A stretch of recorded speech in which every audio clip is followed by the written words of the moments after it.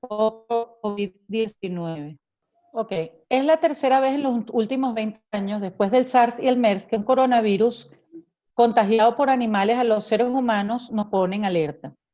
El coronavirus es un tipo de virus común que pertenece a una familia de virus que mutan muy fácilmente y que pueden provocar diferentes enfermedades. Estos coronavirus se descubrieron por primera vez en la década de los años 60. Puede infectar tanto a los animales como a las personas. No obstante, son mucho más comunes entre los animales. Y se estima que en todo el mundo una infección por el coronavirus al menos una vez en la vida. Los coronavirus son una extensa familia de virus que pueden causar diferentes enfermedades humanas, van desde el resfriado hasta el síndrome respiratorio agudo severo. Se han descrito 3 epidemias importantes por coronavirus. El SARS-CoV, el síndrome respiratorio y grave, comenzó en noviembre también en China, afectó a más de 8,000 en 37 países, de 700 fallecidos. A esta infección se le calculó una mortalidad aproximada de 10%.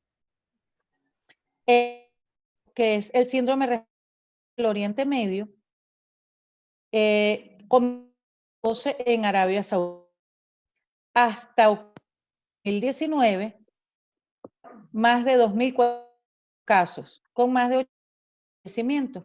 Esta epidemia está activa. La mortalidad es del 35%. Sin embargo, esta epidemia al Oriente Medio ha salido de esa salud. Se encuentra el COVID-19, que es la epidemia que comenzó a finales de diciembre del 2019 en la ciudad de Wuhan, China. Desde entonces, se han reportado más de 5,000 fallecimientos y 120,000 infectados. La transmisión de persona a persona se ha acelerado y los casos superan los de las epidemias anteriores. Sin embargo, la tasa de mortalidad es baja, salvo en los últimos reportes en Italia, que se ha visto más del 7% de fallecimientos. En el caso de esta enfermedad del COVID-19, se cree que proviene de la transmisión de un animal al humano y se originó en un mercado de mariscos y animales silvestres en China, en Wuhan, que fue clausurado inmediatamente que se decretó la epidemia. Después de eso, ha habido varias hipótesis sobre cuál fue el animal que pasó el virus entre los animales y los humanos, y se encontró en murciélagos, se encontró en serpientes, y se cree que el reservorio es este animal que parece un cachicamo, que se llama pangolín. Los síntomas de la infección por coronavirus son similares a los de la gripe producida por el virus de influenza. Y estos síntomas son, sobre todo, disnea, fatiga, secreción nasal, tos seca, dolor de cabeza, dolor de garganta, fiebre y en algunos casos se ha descrito diarrea y dolor abdominal. Se han visto casos que son los que causan la muerte de los pacientes, como son la neumonía, tanto neumonitis desde el punto de vista viral, por daño directo del virus a los pulmones, o también neumonías bacterianas sobreagregadas por estafilococos o por neumococos que se asientan sobre los pulmones previamente dañados por el virus. También está el síndrome respiratorio agudo severo, que es parecido a una sepsis severa con insuficiencia respiratoria, y también se ha descrito insuficiencia. Últimos casos de mortalidad y tal, se ha descrito miocarditis. Es importante que en la definición, importante que el paciente haya viajado a China o a los otros países hay del virus y recientemente se agregó a la definición de caso que hayan tenido contacto con personas que tengan ya diagnóstico de infección por coronavirus. Más del 80% de los pacientes que sufren de la enfermedad por coronavirus sufren de una enfermedad leve a moderada. Eran rápidamente 4 a 6 días. En aproximadamente el 1% de los casos, el virus causa enfermedades graves como neumonía y dificultad para respirar. Y aproximadamente 5% de los pacientes son los que padecen enfermedades críticas como insuficiencia respiratoria, shock séptico y fracaso multiorgánico. Estos son los pacientes que pasan a cuidados intensivos y de estos, el 2 a 3% de los casos, el virus es fatal y el riesgo de muerte aumenta a medida que envejece. En los últimos casos que se han descrito en Italia, hay algunas personas más jóvenes, que son aproximadamente de 40 años, y donde no se ha descrito enfermedad previa. Sin embargo, ha habido fallecimientos en este grupo y eso es lo que se está investigando, de por qué aparentemente pareciera que el virus ha mutado y es un poco diferente al que se encontraba en China. Se ven relativamente pocos casos entre los niños y las infecciones que se producen en los niños casi siempre son leves a moderadas o también son asintomáticos. Y el problema de los niños es que a pesar de que las infecciones son leves, ellos pueden transmitir la enfermedad. Todavía se está investigando por qué es el comportamiento de este virus. Hasta hace poco tiempo se decía que las personas mayores de 70 años, las que padecen afecciones médicas preexistentes como hipertensión arterial, enfermedades cardíacas, diabetes o inclusive cáncer, son aquellas que tienen los factores de riesgo más importantes para sufrir infección severa y necesitar hospitalización o que son los que tienen mayor mortalidad. En los últimos casos que se han reportado en Italia, también se ha visto algunas personas que son jóvenes y que no han tenido factores de riesgo y que han fallecido por miocarditis. El tratamiento de la enfermedad es un tratamiento sintomático. No hay un tratamiento específico antiviral para la infección por coronavirus. Sin embargo, se están probando diferentes esquemas de drogas que han tenido resultados controversiales en el sentido de que al principio se pensaba que los antirretrovirales como el lopinavir ritonavir podría tener efecto sobre la enfermedad, sobre la gravedad de la enfermedad y acortar el periodo de la enfermedad. Sin embargo, en los últimos trabajos que se han publicado, se ve que el lopinavir ritonavir el curso y los pacientes que reciben esta droga no evolucionan diferente a los pacientes que no la han recibido. También se está probando en este momento la combinación de cloroquina con acitromicina. Pareciera que pudiera tener buenos resultados, sin embargo, todavía no es concluyente. Por lo pronto, lo único que tenemos para el manejo de esta infección es el tratamiento sintomático, que es el tratamiento con o paracetamol, la fiebre y el malestar. Hay una controversia sobre el uso de ibuprofeno, ya que se piensa que el ibuprofeno puede agravar el estado del paciente y se está recomendando que las personas no utilicen el ibuprofeno como antipirético y también es importante que se mantenga la hidratación del paciente, que se le dé mucha hidratación con electrolitos para evitar el malestar producido por la deshidratación y de que se vigilen de cerca los síntomas respiratorios, que son los que hacen sentir peor al paciente, como son la tos seca y como es la dificultad para respirar.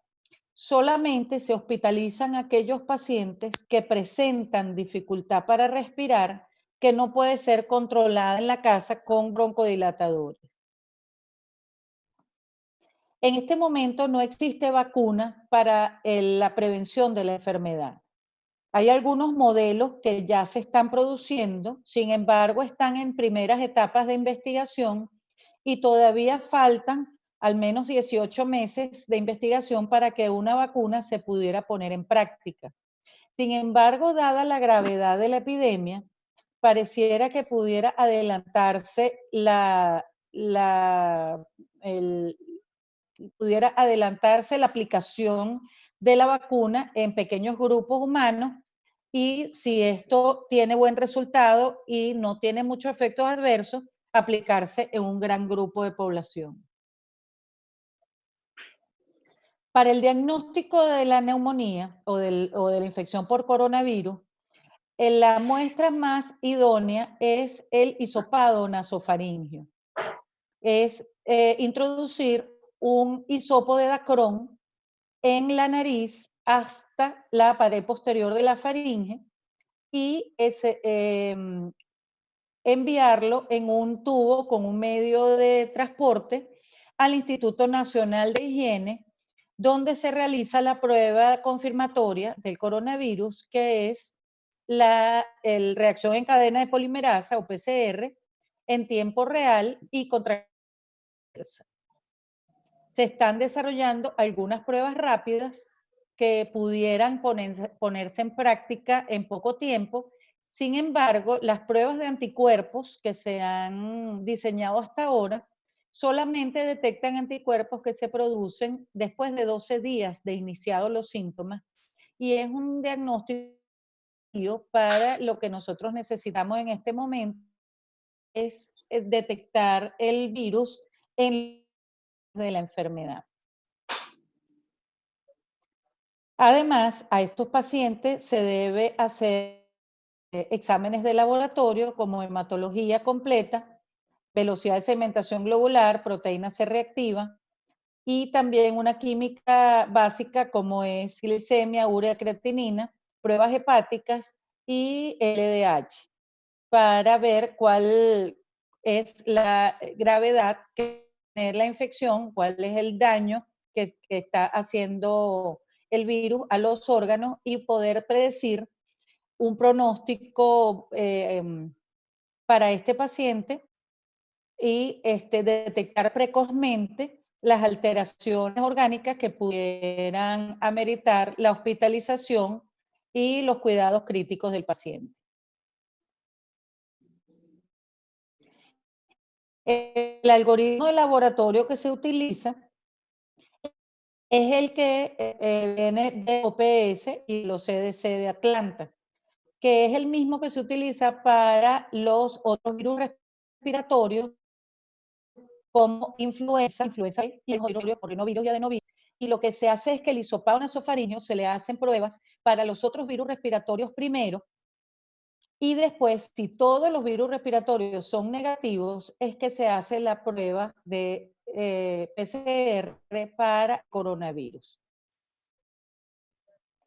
Esto tiene un problema porque en los Estados Unidos se ha observado que en algunos pacientes que tenían infección por influenza, también dieron positivo para coronavirus y tuvieron que cambiar el algoritmo. En este momento nosotros no estamos cambiando el algoritmo, estamos utilizando todavía el algoritmo de descarte de infección respiratoria y luego del coronavirus, así que posiblemente estamos pasando por alto algunos casos que pudieran tener infección mixta. Además, estas muestras solamente se están tomando en pacientes que se ajustan a la definición de caso, una vez que se han descartado los otros virus respiratorios.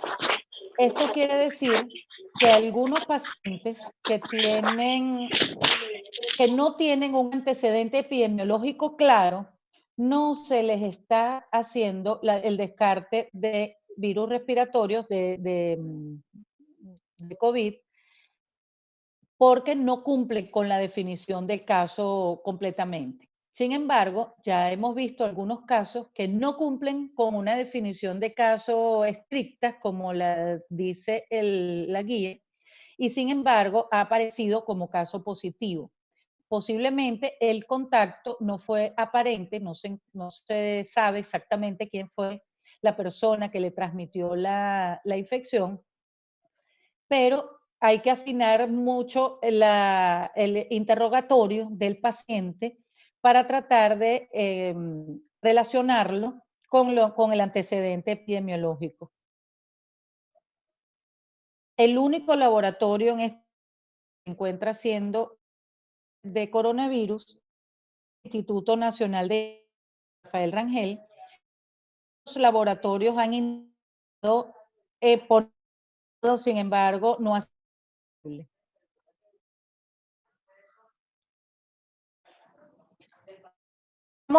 ¿Cómo se previene el coronavirus? El coronavirus se previene como todas las enfermedades respiratorias. Se supone que cuando tosen o estornudan, expulsan gotas con aproximadamente a 1 metro de distancia, por ser un virus de gran tamaño. Es el virus de influenza, por ejemplo, se expulsa hasta 2 metros de distancia. Entonces, lo que las personas deben hacer para la prevención del virus es evitar tocar con las manos potencialmente contaminadas.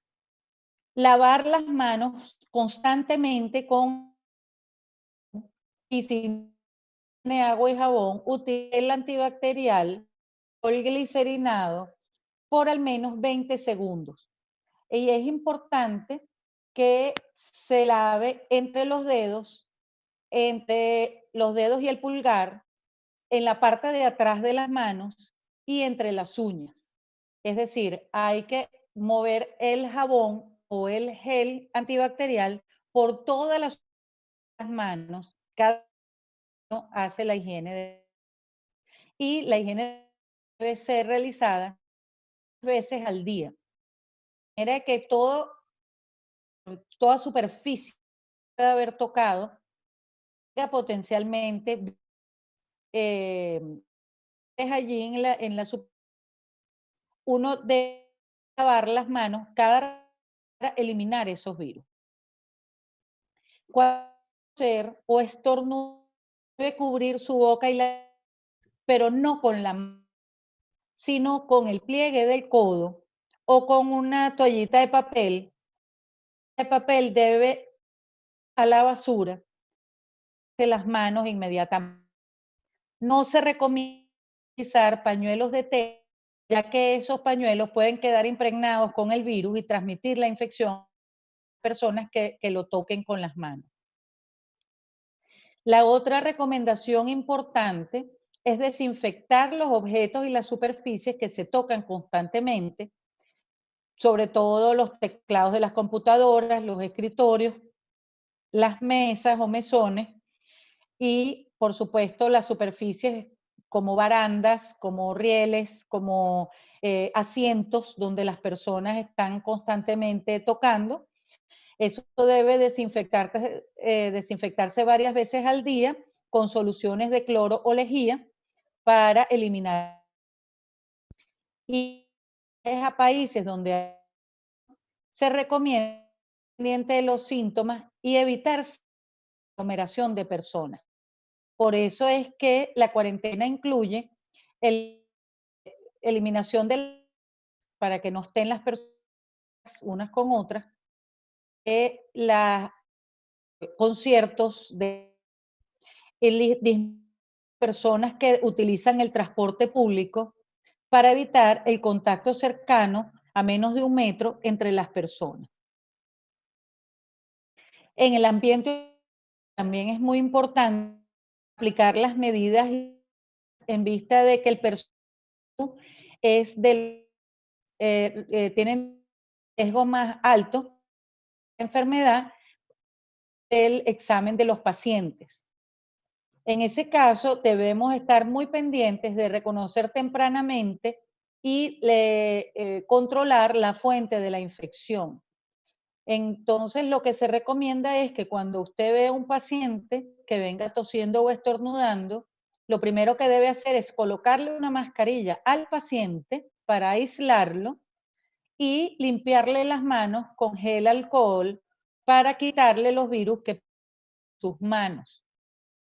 Deben además aplicar las precauciones estándar, la evaluación, como son el mascarilla de protección, batas, si se van procedimientos en aerosoles o si se va de cerca al paciente. Se debe hacer de manos en los 5 momentos, que es cuando examinar al paciente, después de tocar objetos que están paciente, y uno termina de evaluar al paciente. Al final, cuando terminas de quitar el equipo de personal, y cuando usted vaya a toser, utilizar el pliegue del codo para recoger esas gotas de saliva. La controversia sobre el uso de las mascarillas en los espacios públicos ha sido importante en todos los países. En la epidemia de Singapur se encontró que las personas que usan mascarilla en la calle tienen mayor riesgo de contraer la enfermedad que las que no utilizan la mascarilla en la calle. Se recomienda entonces solamente la mascarilla para el personal de salud que atiende el paciente y para el paciente sospechoso o comprobado de la infección, para evitar la transmisión entre el paciente y el personal de salud. Y por supuesto, los cuidadores directos del paciente, que son los familiares que atienden al paciente directamente. No se recomienda el uso extendido de mascarillas porque, aparte de que no previenen eficientemente el contagio, provocan escasez de los materiales de protección, y ya en este estado de la epidemia existe ya una escasez de materiales de protección, y eso va a provocar, como sucede en este momento en Italia, que el personal de salud no va a tener los recursos suficientes para atender esos pacientes. En conjunto con el profesor Mariano Fernández de la Facultad de Medicina, elaboramos un tríptico que habla sobre las recomendaciones para prevenir la infección. Ese tríptico está en las redes sociales de la Facultad de Medicina y se ha tratado de difundir entre el personal de la universidad y los estudiantes para que lean estas recomendaciones. Se empezó a difundir desde antes de que se diera la cuarentena. Sin embargo, ya estábamos nosotros proponiendo la flexibilización de la asistencia a personas que tuvieran símptomas, es decir, que esas personas sean aisladas en su casa, facilitar a de distancia, en este momento haciendo, promover y facilitar la higiene de las manos. Tenemos que nosotros promover el lavado de manos y tenemos que buscar la manera de lavarnos o limpiarnos las manos y enseñar a todas las personas que estén a nuestro alrededor la importancia de la limpieza de las manos, así como la limpieza de las superficies y objetos que utilizamos frecuentemente. El uso de la etiqueta respiratoria, como es la tos y estornudos en el pliegue del codo, y el uso de solamente de pañuelos desechables. No promover el uso extendido de mascarillas, tapabocas en personas sanas. Sin embargo, como ustedes saben, el gobierno nacional implementó una medida estricta de uso de mascarillas en las calles, con las cuales no hemos estado de acuerdo. Sin embargo, ya una ley que apareció hasta en la Gaceta Oficial y que cumplimiento, tenemos que a cabalidad. Promover la información confiable y por eso la Facultad de Medicina se encuentra difundiendo constantemente información al respecto y se han hecho comunicados y algunas guías que se han publicado.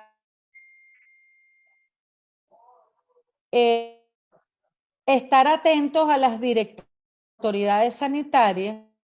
Por ejemplo, en estos últimos días la definición de casos ha cambiado 2 y nosotros hemos tenido que estar pendientes de los cambios de casos y en los cambios de política, de manera de que se vayan adaptando a la realidad. Y se deben actualizar constantemente los protocolos que se utilizan. Entonces, ¿qué es lo que nosotros debemos hacer? Primero, tenemos que cumplir en la medida de lo posible con la cuarentena. La cuarentena es importante para evitar el contacto cercano entre las personas. Debemos también promover y utilizar frecuentemente el lavado de manos o la higiene de manos con gel alcohol. Y si no tenemos el alcohol, alcohol glicerinado o alcohol con gel de aloe vera que se puede preparar. Tengo entendido que en la Facultad de Farmacia lo pudieran estar preparando, habría que investigar esto. Y si es cierto, pues pudiéramos intentar conseguirlo allí, ya que está tan escaso. Tenemos que promover, por supuesto, la limpieza de las superficies y tenemos que ser muy cuidadosos a la hora de que tengamos que reunirnos o, por ejemplo, ir a sitios públicos como el mercado, como la farmacia, de estar en la medida de lo posible a más de 1 metro de distancia entre las personas. Las personas que estén enfermas deben quedarse en aislamiento en su casa y solamente consultar en el momento en que sientan que tienen complicaciones como la insuficiencia respiratoria. Esto hace que se corte la cadena de transmisión entre las personas enfermas y las personas sanas. En la medida de lo posible, no utilizar el transporte público para el traslado de personas enfermas, sino que vengan en carros particulares para que no estén en contacto con los otros pasajeros del transporte público. Y en el sitio donde vayan a consultar, estar en aislamiento a más de 1 metro de distancia del resto de las personas, avisar rápidamente que ha llegado al personal del centro de salud para que les coloque su mascarilla y los aísle, les limpie las manos con gel alcohol y rápidamente sea atendido.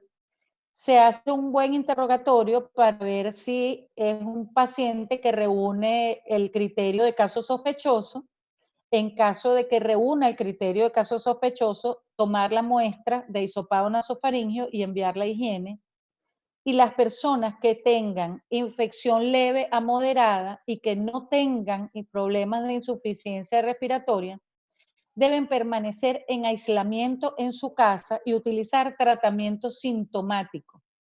Solamente hospitalizar a aquellas personas que tengan problemas de insuficiencia respiratoria u otras complicaciones.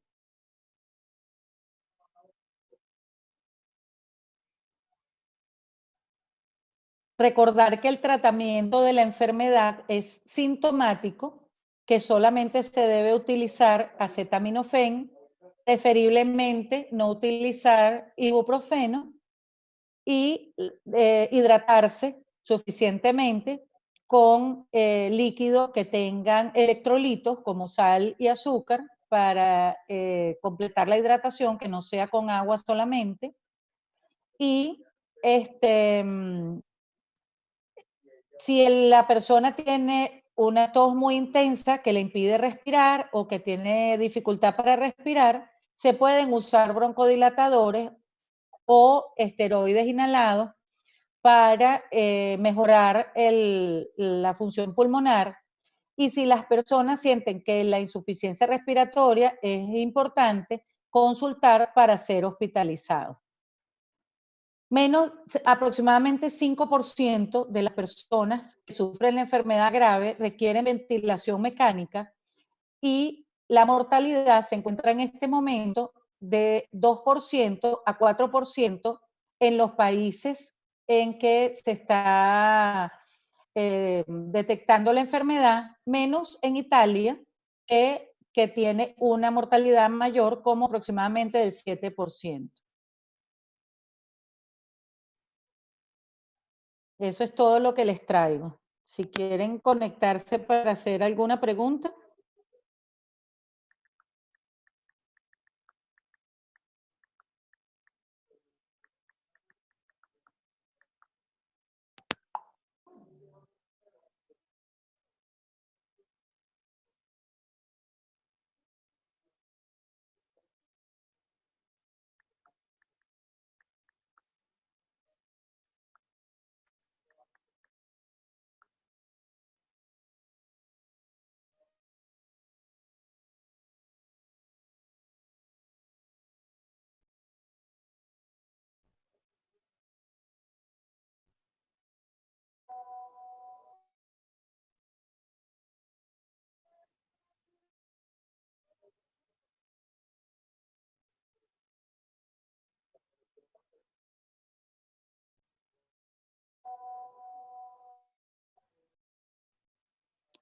Ok, respondiendo algunas preguntas, sí se han reportado algunos casos de reinfección, sin embargo, han sido pocos casos de reinfección o de recaída. No se está seguro en este momento si se trata de reinfección por una nueva cepa del virus o si se trata de una recaída por el mismo virus anterior. Otra pregunta es cuánto tiempo se espera que dure la cuarentena. En Wuhan, en China, duró 56 días hasta que disminuyó el número de casos lo suficiente para declarar el final de la epidemia. Nosotros en este momento no sabemos cuánto tiempo nuestra cuarentena. Queremos con la cuarentena que el número de casos diarios apareciendo grande que colapse el sistema de salud venezolano, que ya se encuentra bastante deteriorado, sino que los casos aparezcan progresivamente. Esto puede causar que las personas, que la cuarentena deba prolongarse un poco. Hay que hacer un análisis entre si es preferible esperar un poco más, pero que vengan menos pacientes cada vez para que no se colapse el sistema de salud, en vez de tener una situación tan importante como se ha tenido en otros países como Italia y España, que el sistema ha colapsado por las pacientes que se presentan.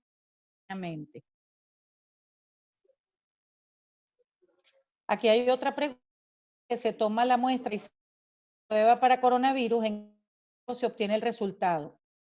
Se obtiene en 6 horas.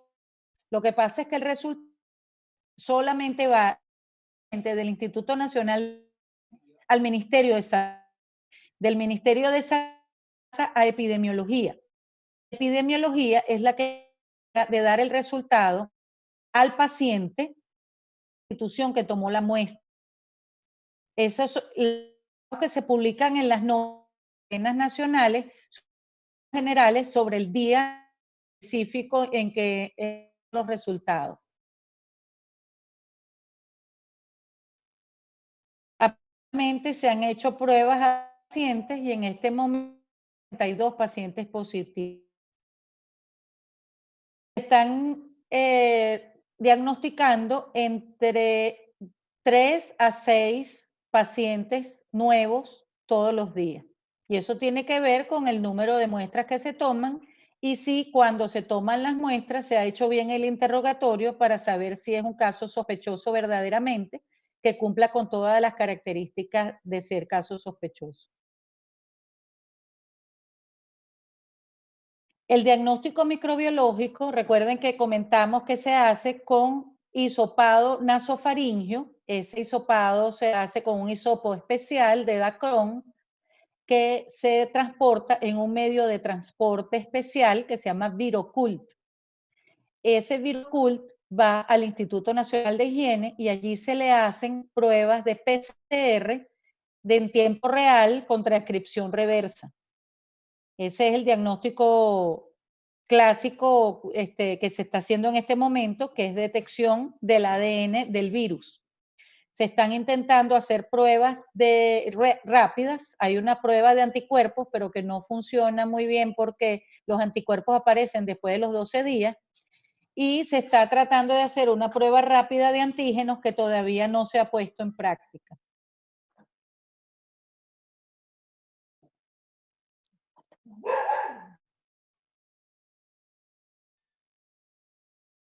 ¿Hay alguna otra pregunta?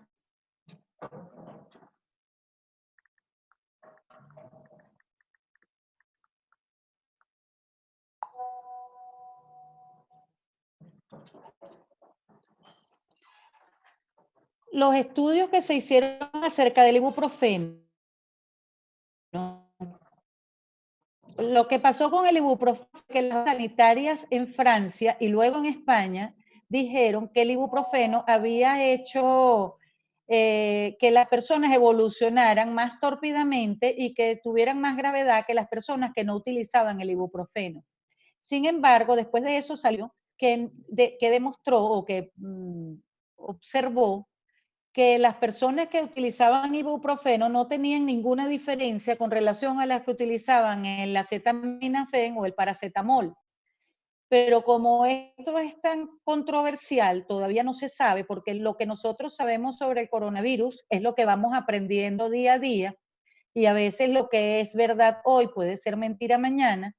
En este momento no estamos recomendando el ibuprofeno para el manejo sintomático, sino el acetaminofén, hasta que se aclare bien si verdaderamente el ibuprofeno puede tener problemas o no. Los criterios que se utilizan para determinar que una persona está curada son los criterios clínicos solamente.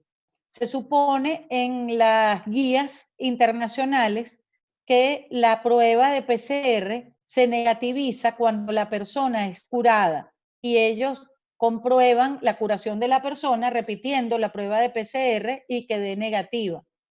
Sin embargo, nosotros estamos en Venezuela, como tenemos escasez de recursos, estamos utilizando el criterio clínico para determinar la curación de las personas. Hasta la noche de ayer, que en cadena nacional se anunciaron los casos, había 42 casos positivos de coronavirus. Esta noche, pues, habrá otra cadena nacional donde se informará sobre casos nuevos que hayan podido ser diagnosticados.